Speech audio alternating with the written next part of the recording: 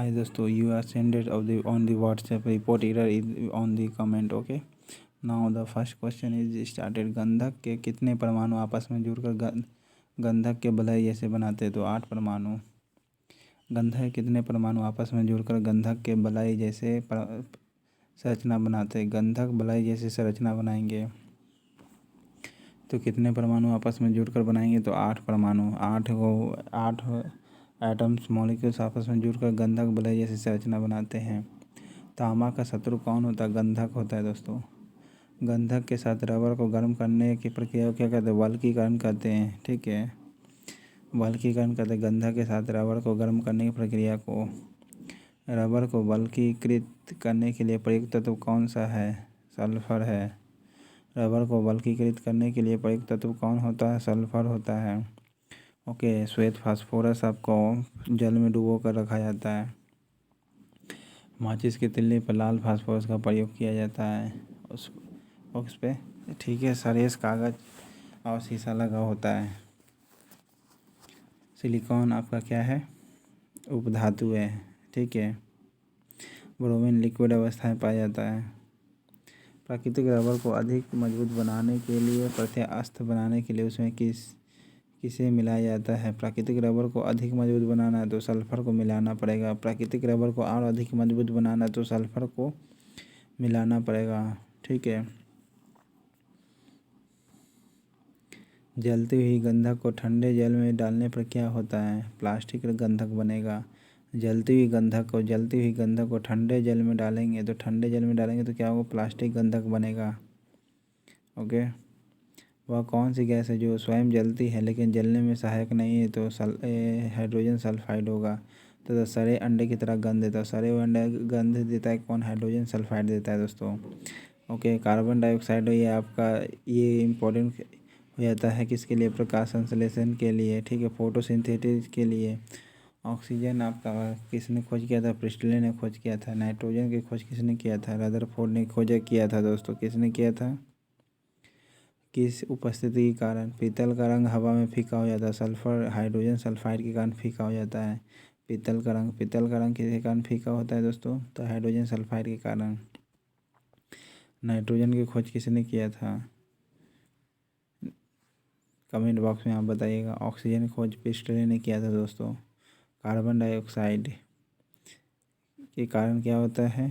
चूना white colour का दिखाई पड़ता है।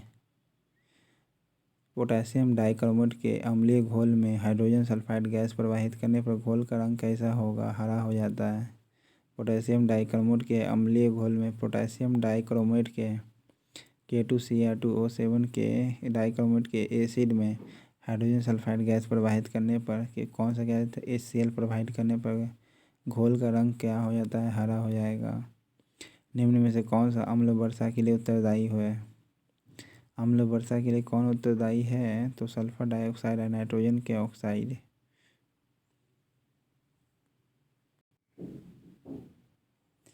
किस कारण से औद्योगिक क्षेत्र में अम्ल वर्षा होती है? सल्फर डाइऑक्साइड के कारण। किस के कारण औद्योगिक क्षेत्र में अम्ल वर्षा होती है? सल्फर डाइऑक्साइड के कारण। मार्स गैस कहते हैं मीथेन को दोस्तों। ओके, दलदली क्षेत्रों में भी पाया जाता है मीथेन। और यहाँ धान के खेत में भी पाया जाता है। कार्बन मोनोऑक्साइड ये ज़्यादा नुकसानदायक होता है दोस्तों। ओके, कार्बन मोनोऑक्साइड ज़्यादा खतरनाक होता है और वाहनों से निकलता है हीमोग्लोबिन में तुरंत मिल जाता है। ओके, कार्बन डाइऑक्साइड जो होता है आपका क्या करता है? कार्बन डाइऑक्साइड प्रकाश संश्लेषण करता है।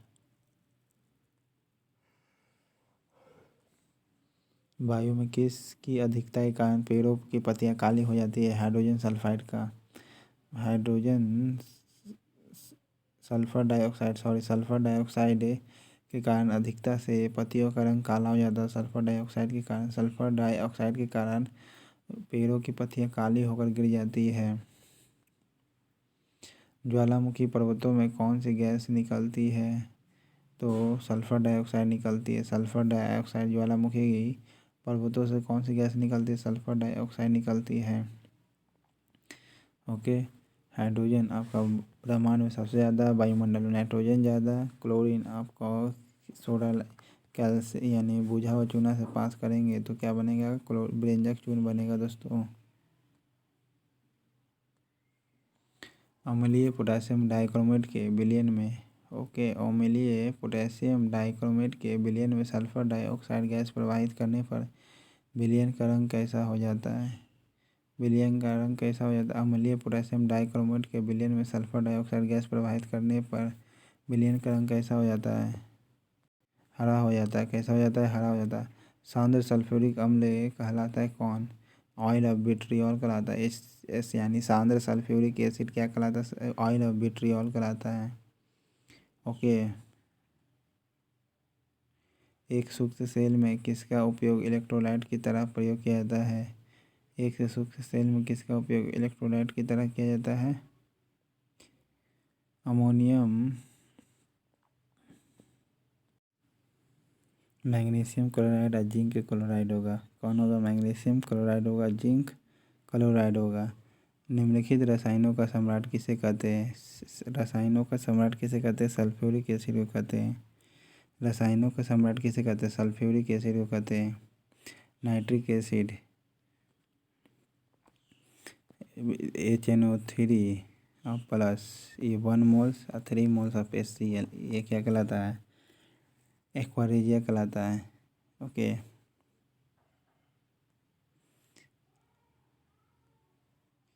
कशिश का तेल किसे कहते हैं, सल्फ्यूरिक एसिड को कहते हैं। कशिश का तेल किसे कहते हैं, सल्फ्यूरिक एसिड को। इसे ऑयल ऑफ विट्रियोल भी कहा जाता है। एसिड का राजा भी सल्फ्यूरिक एसिड को कहा जाता है। ओके। बैटरी में भी सल्फ्यूरिक एसिड भरा जाता है।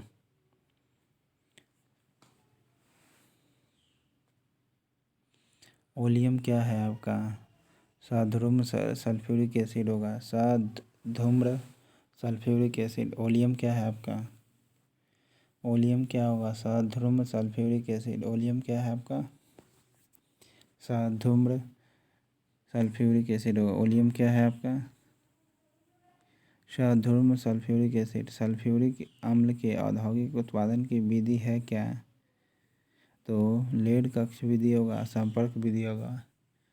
सल्फ्यूरिक एसिड के औद्योगिक उत्पादन की विधि है कौन, लेड कक्ष विधि और संपर्क विधि, दोनों है, दोनों से प्राप्त करते हैं। ठीक है।